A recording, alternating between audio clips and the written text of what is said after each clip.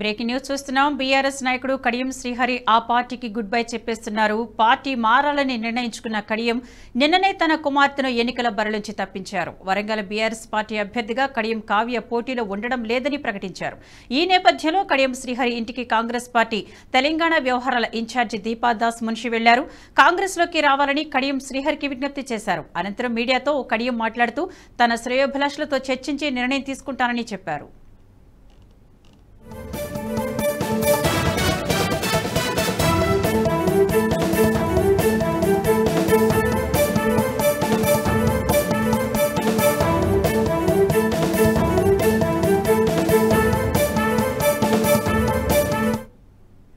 Breaking news చూస్తున్నాం. BRS నాయకుడు కడియం శ్రీహరి ఆ పార్టీకి గుడ్ బై చెప్పేస్తున్నారు. పార్టీ మారాలని నిర్ణయించుకున్న కడియం నిన్ననే తన కుమార్తెను ఎన్నికల బరిలోంచి తప్పించారు. వరంగల్ బీఆర్ఎస్ పార్టీ అభ్యర్థిగా కడియం కావ్య పోటీలో ఉండడం లేదని ప్రకటించారు.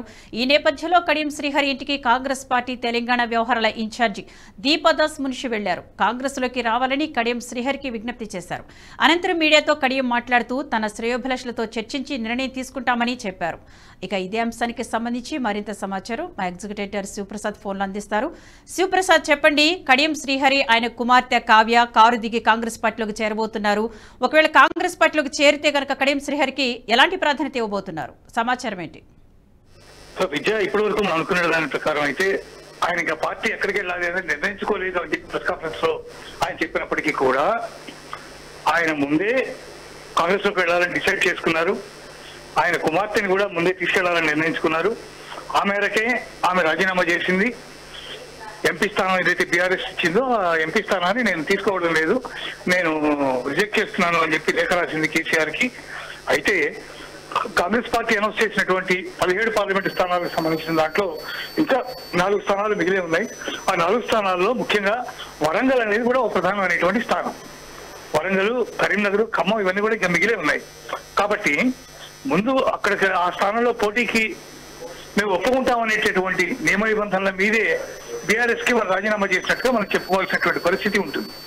సరే, ఏదేమైనా కడియం శ్రీహరి ఇంటికి దీపాదాస్ మున్షి, అలాగే మల్లు రవి, మిగిలినటువంటి కొంతమంది సీనియర్ నేతలు అందరూ వెళ్లి మల్లు రవి కూడా ప్రత్యేకంగా కడియం శ్రీహరిని రిక్వెస్ట్ చేశారు, మీరు కాంగ్రెస్ పార్టీలోకి జాయిన్ అవ్వాలని. ఆ మేరకు మాట్లాడి చాలాసేపు వాడుతూ అక్కడి నుంచి కాంగ్రెస్ బృందం అంతా వెళ్లిపోయిన తర్వాత కడియం శ్రీహరి మీడియాతో మాట్లాడారు. అయితే పార్లమెంటు స్థానానికి కడియం శ్రీహరి చేత పోటీ చేయించి అసెంబ్లీ స్థానం ఏదైతే కడియం శ్రీహరి వికెట్ చేసినటువంటి అసెంబ్లీ స్థానం ఏదైతే ఉంటుందో ఆ స్థానానికి కావ్యాన్ని పోటీ చేయించాలనేది ప్రధానమైనటువంటి ఉద్దేశంగా కనిపిస్తోంది. ఎందుకంటే పార్లమెంట్ అనేటప్పటికీ పార్లమెంట్ కి కావ్యాన్ని పంపించే బదులు ఆ ప్లేస్ లో కడియం శ్రీహరి కనుక వెళ్తే ఒక సీనియర్ మోస్ట్ అనేటువంటి నాయకుడు వెళ్ళినట్టుగా ఉంటుంది. At the same time Congress పార్టీకి కూడా ఒక విలువ ఉంటుంది, ఆ పర్సన్ కి మన గౌరవం ఇచ్చినట్టుగా ఉంటుంది అనేది ప్రధానమైనటువంటి ఉద్దేశం. మళ్ళీ అసెంబ్లీకి పోటీ చేసి కడియం శ్రీహరి అసెంబ్లీలో వచ్చి కూర్చునే బదులు పార్లమెంట్ కి వెళ్తే బాగుంటుంది అనేటటువంటి ఉద్దేశంతోనే నిర్ణయం తీసుకోవడం జరుగుతుంది అనేది ఇప్పటి వరకు మనకు ఉన్నటువంటి సమాచారం. కాబట్టి కడియం శ్రీహరిని పార్లమెంట్ కి పంపించి అసెంబ్లీ స్థానం నుంచి కావ్యాన్ని పోటీ చేయించేందుకు ఏర్పాట్లు జరుగుతున్నట్టుగా తెలుస్తోంది. దీనికి సంబంధించినటువంటి వివరాలు తెలియడానికి మనకు ఒక 2 రోజులు సమయం పట్టే అవకాశం కనిపిస్తుంది. విద్య, అంటే ఇప్పటికే కావ్యకు బీఆర్ఎస్ పార్టీ లోక్సభ అభ్యర్థిగా సీటు కూడా ఖరారు చేసింది. ఈ నేపథ్యంలో ఆవిడ కేసీఆర్కి లేఖ రాశారు, నేను పోటీ చేయబోనట్టు. ఎందుకు? బీఆర్ఎస్ ఎంపీ అభ్యర్థిగా ఆమెకు ఇచ్చారు అంటే అక్కడ ఉన్నటువంటి ఆరూరి రమేష్ ఎవరంటే ఒక ప్రధానమైనటువంటి నేత. ఈ ఆరూరి రమేష్ ఆల్రెడీ బీజేపీలోకి వచ్చి జాయిన్ అయిపోయారు. బీజేపీ పార్లమెంట్ అభ్యర్థిగా ఆయన ప్రకటించేసింది కూడా బీజేపీ. కాబట్టి ఇట్లాంటి నేపథ్యంలో అక్కడ అభ్యర్థులు ఎవరు లేరు కాబట్టి కడియం శ్రీహరి బదులు కడియం శ్రీహరి మన కూతురిని కనుక పోటీ చేయించినట్లయితే బాగుంటుంది అని అధిష్టానం భావించింది. ఆ మేరకే ఆమెకి టికెట్ ఇచ్చింది. కానీ కావ్య చాలా అనుభవ లేమి అనేది ఉంటుంది. అమ్మాయికి పార్లమెంట్ లో ఎట్లా డీల్ చేయాలి, ఎట్లా ఉంటుంది, ఇవన్నీ కూడా అంత త్వరగా తెలియకపోవచ్చు. ఆ స్థాయిలో వెళ్ళినప్పుడు ఇవన్నీ కూడా పరిగణలోకి తీసుకుని కడియం శ్రీహరి చాలా సీనియర్ మోస్ట్ నేత.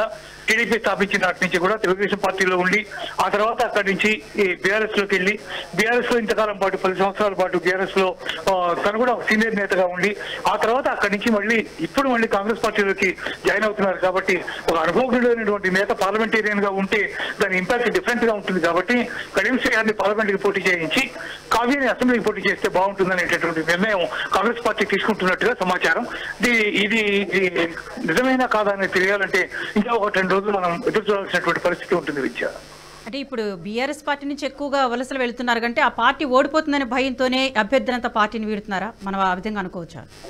అంటే ఆ పార్టీకి భవిష్యత్తు లేదని చాలా మంది భావిస్తున్నటువంటి పరిస్థితి. ఎందుకంటే ఓ పక్క మధ్య కుంభకోణంలో ప్రధానమైనటువంటి నేత కేసీఆర్ కుమార్తె అయినటువంటి కవిత అరెస్ట్ అయ్యారు.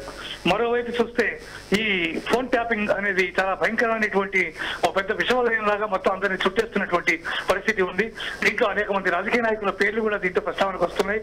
దీంట్లో ఎంతమంది బయటకు వస్తారు, ఎవరి పెద్దలు బయటకు వస్తారు, ఎవరు చెబితే ఇదంతా చేశారు అనేవన్నీ కూడా తెలియాలంటే ప్రభాకర్ రావు కూడా అక్కడి నుంచి రావాల్సినటువంటి పరిస్థితి ఉంది.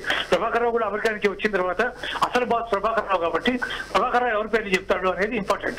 ఆయన ఆల్రెడీ తనకు సంబంధించినటువంటి తన డిపార్ట్మెంట్ కి సంబంధించినటువంటి ఒక ఉన్నతాధికారితో మాట్లాడేటప్పుడు మా అంతా మేము ఎందుకు చేస్తాం, ప్రభుత్వంలో పెద్దలు చెప్తేనే చేస్తామని ఒక మాట మాట్లాడారు.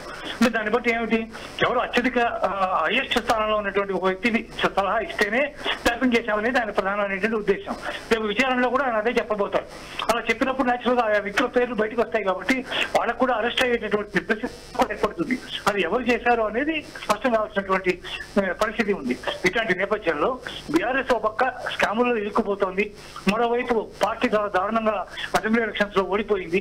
ఆ తర్వాత వరుస సీనియర్లు అయినటువంటి నేతలందరూ కూడా వెళ్ళిపోతున్నారు. చాలా మంది పార్లమెంట్ సంబంధించినటువంటి నేతలందరూ కూడా ఇప్పటికే బీఆర్ఎస్ పార్టీలో వెళ్ళిపోయారు. బీపీ పార్టీలు కానీ లేకపోతే రాములు కానీ అలాగే వరంగల్లో ప్రధానమైనటువంటి నేతగా ఉన్నటువంటి ఆరూరు రమేష్ కానీ ఇటువంటి వాళ్ళందరూ ఇప్పటికే వెళ్ళిపోయారు. కాబట్టి ఇట్లాంటి నేపథ్యంలో పార్టీ దాదాపు వెనకబడిపోతుంది, ఎవరు మిగిలే పరిస్థితి కాదు. దానం నాగేంద్ర కూడా వెళ్ళిపోయారు. ఇవన్నీ చూసుకున్న తర్వాత పార్టీని వీడడమే మంచిదనే అభిప్రాయానికి వచ్చినట్టుగా మనకి తెలుస్తుంది. Vidya, thank you for the update Sivaprasad.